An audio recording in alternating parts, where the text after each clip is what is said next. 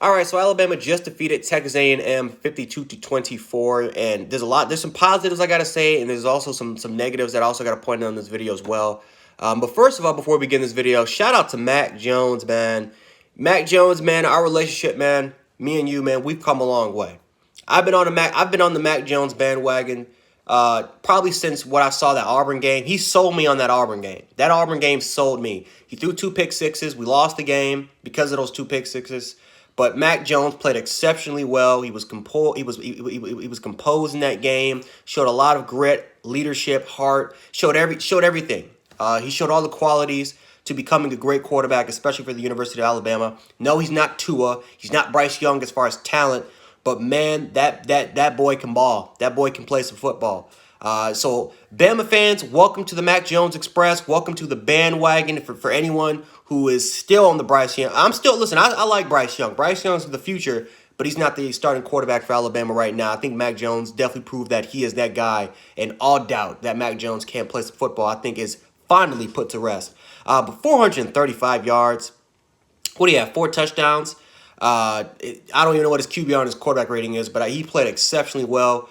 John Mechie balled. John Mechie balled out there today. I think as Bama fans, we kind of underestimate John Mechie a little bit because he's not Jerry Jeudy, or he's not Devontae Smith, or he's not Jalen Waddle, he's not Henry Ruggs. But John Mechie, man, played excellent. Played excellent today. What did he have? Close 200 yards or close to that?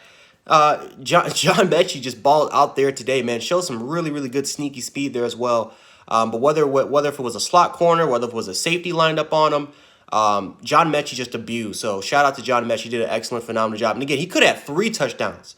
Could have had 3 touchdowns if Mac Jones never would have missed that. If Mac Jones never would have missed the streak going down the football field that barely kind of was just out of his grasp. I mean, that was another touchdown that John Mechie could have had. So he could have had a great. So again, John Mechie had a phenomenal day, great night, but man, he could have had a lot more. But Devontae Smith balled out. Jalen Waddle scared the crap out of me because he had a hamstring. He had a little bit of a hamstring scare. Came back, 87-yard touchdown, looked absolutely fine. Jalen Waddle balled out today. I thought the offensive line, as far as pass blocking goes, played exceptionally well. They balled out as well. I was really, really happy for Evan Neal. I thought he played a phenomenal job. I thought Leatherwood was solid. The running game, I'm not as worried as everybody else is because, again, remember last year we had a slow start to the running game, and then we fixed that in the late half of the season. So, I mean, when you have an All-American offensive line, I'm not as worried as everybody else is, especially because we do have an All-American offensive line. But I thought that our offensive line play overall wise was really, really solid. Defensively, I thought that Christian Harris was the best performer out there tonight. I thought he was very solid. I thought Dylan Moses was solid. I thought that Byron Young was the best interior defensive lineman there.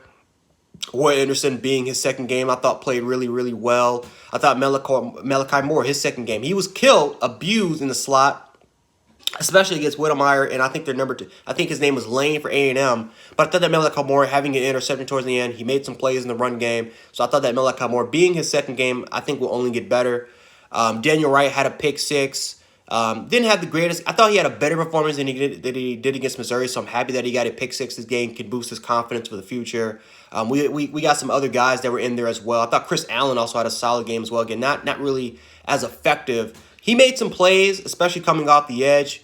But he's not a Ryan Anderson or Tim Williams, right? I think Chris Allen is just Chris Allen. I think he's an effective type of run stuffing type of player. Don't think he's that much of a consistent pass rusher coming off the edge that can get to the quarterback. But I thought Chris Allen also had a solid game as well. As far as the negatives, and this is where I'm going to get down to, we have got to figure out how we can get constant pressure on the quarterback, especially when we're rushing 4, when you're playing cover 0 or cover 1 or cover 2 man. For Alabama, man coverage, that's our identity. That's what we do. It's been in place for 12 years. It hasn't changed. But it is something that is concerning because unless you have a 4-man front, or at least a couple dudes that can get after the quarterback, that can provide that constant pressure, It is concerning when you're playing man-to-man coverage when the quarterback has much of a clean pocket, or when he steps in the pocket and it's clean for him, and then there's mismatches like like a tight end being on our linebackers, or a slot receiver being on our linebackers, being on our outside linebackers.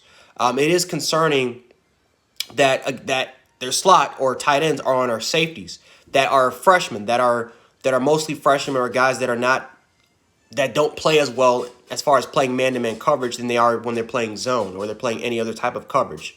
So that is my main concern, because against Mississippi State, against Florida, against the better passing teams, they live by shredding man-to-man coverage football teams, especially if you can't provide that constant pressure. Again, I like Will Anderson. He's a promising player. I like Chris Allen. Christian Barmore played some today, but again, I don't think he was 100% healthy, and he's clearly our best interior pass rusher. But when you don't have that pressure on the quarterback, and when you're going against Florida, and Kyle Pitts is in the slot going with Dylan Moses or Christian Harris or DeMarco or Battle or Daniel Wright's matched up against them, I guarantee you they're going to take that matchup 100 times out of 100. Kyle Pitts will kill anybody who is not a man-to-man coverage type of corner, who doesn't specialize in that type. Kadarius Toney, he'll take advantage of that crap every single time. You look at Seth Williams, he lives and breathes by man-to-man coverage. George Pickens, he wants that. So there are teams out there that they want those matchups. And you saw what Mississippi State did to LSU, right? I understand LSU didn't have Derek Stingley. They missed a couple other players. But you saw that when man-to-man coverage was on, what happened? Mississippi State shredded them because they wanted it. They're more afraid of zone coverage than they are of man-to-man coverage. Man-to-man coverage, that's what they want. So clearly that's our identity. And again, we can't completely change that. But Pete Golding, he's got to be like Brent Venables. We got to draw out something to help our defenders try to get that pressure, right? With Clemson, they love to play man-to-man coverage. That's what they are. That's part of their identity. What Brent Venables loves to do, he sends the boys. Brent Venables last year sent the boys to make up for the lack of pass rush from the edge rushers or from the interior pass rush coming in from the inside. He made up for it with Isaiah Simmons and the rest of those guys, and Spector and the rest of those linebackers and those corners. They made up for it by providing that constant pressure. We got to draw up something to help out those players, especially in the four-man front. But that's really my only concern so far. I felt like open field tackling, I said last week, was a problem. This week was cleaned up. I mean, we missed some tackles, of course. That's part of football. But we cleaned that. But I felt like for the majority of the game, we kind of cleaned up those things. Again, Christian Harris balled out today. I was very proud of his effort. But it is concerning. This is a little bit of a red sign. I said this last year, and a lot of Bama fans said you're going too far. It's only like 2 or 3 games. We're playing against weak competition. This is our second string. And I'm like, all right, watch what happens when we play against LSU, or watch what happens when we play against some of these other elite passing teams. I'm telling you, it's going to cost us. And look what happened last year. It absolutely cost us. So we got to get better. We got to fix that. Again, it's a little red sign warning, but again, 318 passing yards for Kellen Mond, and there was a drop touchdown pass. There was a drop touchdown pass that the slot receiver had on a little drag route. Maybe would have been a first down, but it could have extended the drive to potentially put up points for A&M. And then there was the interception in the back of the end zone when we still had our starters in. Again, our starters weren't out. I think DeMarco Helms and one more other person was in the game, but for the majority of the time, our starter was in. So that's just something to point out. Something to point out for Alabama fans to kind of pay attention and watch out for.